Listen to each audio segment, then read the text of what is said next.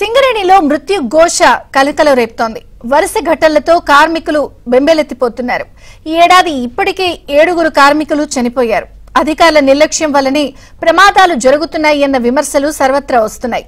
యాజమాన్యానికి ఉత్పత్తిపై ఉన్న శ్రద్ధ కార్మికుల ప్రాణాలపై లేదన్న ప్రశ్నలు వస్తున్నాయి. అసలు బొగ్గు గనుల్లో ఏం జరుగుతోంది?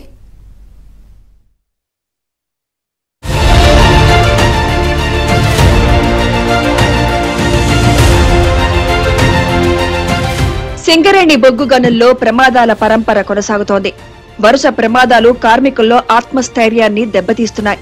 డ్యూటీకి వెళ్లిన కార్మికుల ప్రాణాలకు భరోసా లేకుండా పోతోంది. గనుల్లో పనిచేయడమంటే దినదిన గండంగా మారుతోంది. వరుస ప్రమాదాలు కార్మికులను, వారి కుటుంబ సభ్యులను భయాందోళనకు గురిచేస్తున్నాయి. తాజాగా మంచిర్యాల జిల్లా మందమర్రి ఏరియాలోని KK5 గనిలో లక్ష్మణ్ అనే కోల్ కట్టర్ మరణించడం తీవ్ర ఆందోళనకు దారితీసింది. ఈ నెల 17న రెండో షిఫ్ట్ విధులకు హాజరైన లక్ష్మణ్ గనిలో నుంచి బయటకు వస్తుండగా మ్యాన్ రైడింగ్ యంత్రం నుంచి జారిపడి మరణించాడు. తోటి కార్మికులు గుర్తించేలోగా ప్రాణాలు కోల్పోవడం తీవ్ర విషాదాన్ని నింపింది. గాయపడ్డ కార్మికుడిని ఆసుపత్రికి తీసుకెళ్లేందుకు కనీసం స్ట్రెచ్చర్ కూడా అందుబాటులో లేకపోవడం బొగ్గు గనుల రక్షణ చర్యల్లో డొల్లతనాన్ని బయటపెట్టింది.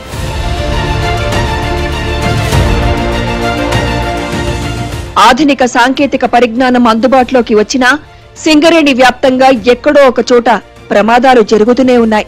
కార్మికులు ప్రమాదాల పాలవడం, మరణించడం శరామామూలైపోయింది. ఏటా సగటున 100కి పైగా ప్రమాదాలు జరుగుతున్నాయి. 200 మందికి పైగా కార్మికులు క్షతగాత్రులవుతున్నారు. గని పైకప్పు కూలితే మాత్రం దుర్ఘటనా స్థలంలోనే ప్రాణాలు పోతున్నాయి. విదేశీ గనుల్లో 0 ప్రమాదాలు నమోదవుతుంటే సింగరేణిలో మాత్రం ప్రమాదాలు ఆగడం లేదు. ఇవాళ సింగరేణిలో రక్షణ కరువైంది. నిరంతర యాక్షన్ జరుగుతూనే ఉన్నాయి. అయినా పట్టించుకున్న దాఖలాలు లేవు. ఇవాళ రక్షణ కంపెనీలు కూడా నామకే వాస్తవ పనిచేస్తున్నాయి. కార్మికుని విషయంలో ఆలోచించే పరిస్థితి కనబడట్లేదు. కాబట్టి ఇప్పటికైనా కార్మికుడు చనిపోయే ముందు అసలు ఏంటి, రక్షణతో పనిచేస్తుండా, ఏంటి, ఎట్లా చనిపోయింది అనేది నిజ నిర్ధారణ చేయవలసిన బాధ్యత ఇవాళ సింగరేణి యాజమాన్యంపై ఉందనేది తెలియపరుస్తున్నాం. ఇవాళ ఎం లక్ష్మణ్ గారికి ఆ యొక్క ఆర్థికంగా ఆ కుటుంబానికి సింగరేణి యాజమాన్యం తోడ్పాటు అందించి అతనికి వచ్చే టర్మినల్ బెనిఫిట్స్ అన్ని అందించే విధంగా ప్రయత్నాలు జరగాలనేది కూడా సింగరేణి కౌన్సిల్ ఎంప్లాయీస్ సిఐడిగా మేము డిమాండ్ చేస్తున్నాం. ఈ ఏడాది జనవరి నుంచి ఇప్పటి వరకు 7 కార్మికులు మృత్యువాత పడ్డారు. జనవరి 22న పెద్దపల్లి జిల్లా రామగుండం 1 ఏరియాలోని GDK2 బొగ్గు గనిలో సమ్మిరెడ్డి అనే కార్మికుడు బొగ్గు టబ్బుల లింక్ ను తొలగిస్తూ ప్రమాదానికి గురయ్యాడు. వారం రోజుల తర్వాత మరణించాడు. మార్చి 16న మంచిర్యాల జిల్లా మందమర్రి ఏరియా స్టోర్స్ లో క్రేన్ ప్రమాదం జరిగి కర్రిరాజు అనే కార్మికుడు చనిపోయాడు. మే 30న GDK11 గనిలో డంపర్ అదుపు తప్పి ప్రతాప్ అనే ఆపరేటర్ అక్కడికక్కడే మృత్యువాత పడ్డాడు. జూలై 17న రామగుండం 2 ఓపెన్ కాస్ట్ గనిలో మట్టి దిబ్బలు కూలిన ఘటనలో వెంకటేశ్వర్లు, విద్యాసాగర్ అనే కార్మికులు చనిపోయారు. ఈ నెల 11న మంచిర్యాల జిల్లా శ్రీరాంపూర్ ఏరియాలోని ఇందారం ఖని 1A గనిలో శ్రీనివాస్ అనే జనరల్ మజ్దూర్ కార్మికుడు ఊపిరాడక మృతి చెందాడు. తాజాగా KK5 గనిలో కార్మికుడు లక్ష్మణ్ మరణించడం కార్మికులను ఆందోళనకు గురిచేస్తోంది.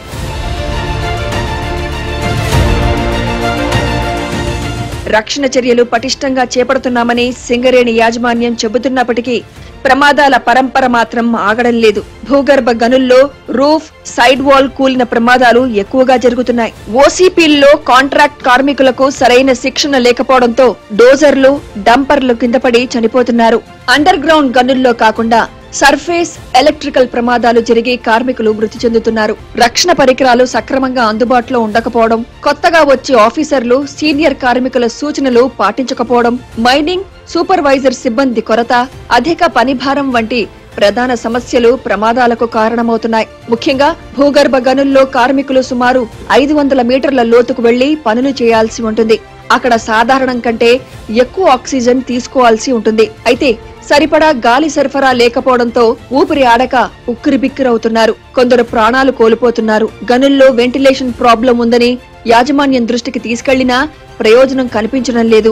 KK5 గనిలో నిన్న జరిగిన యాక్సిడెంట్ లో ఇలా స్ట్రెచ్చర్ పై తీసుకెళ్దామంటే స్ట్రెచ్చర్ లేని పరిస్థితులలో ఇలా సేఫ్టీ డిపార్ట్మెంట్ ఉంది. ఇలా హాస్పిటల్ పోతే అక్కడ సరైన డాక్టర్లు లేరు, ఆ నర్సు లేదు, అంబులెన్స్లో ఇక్కడి నుంచి ఏరియా హాస్పిటల్ పోవడానికి ఇలా కార్మికులు ఎంబడిబాటి తీసుకుపోయిన పరిస్థితి ఇలా ఉన్నదంటే ఇలా సింగరేణి యాజమాన్యం బొగ్గుపై ఉన్న శ్రద్ధ మరి రక్షణపై ఎంత ఉన్నదనేది అర్థమవుతా ఉన్నది.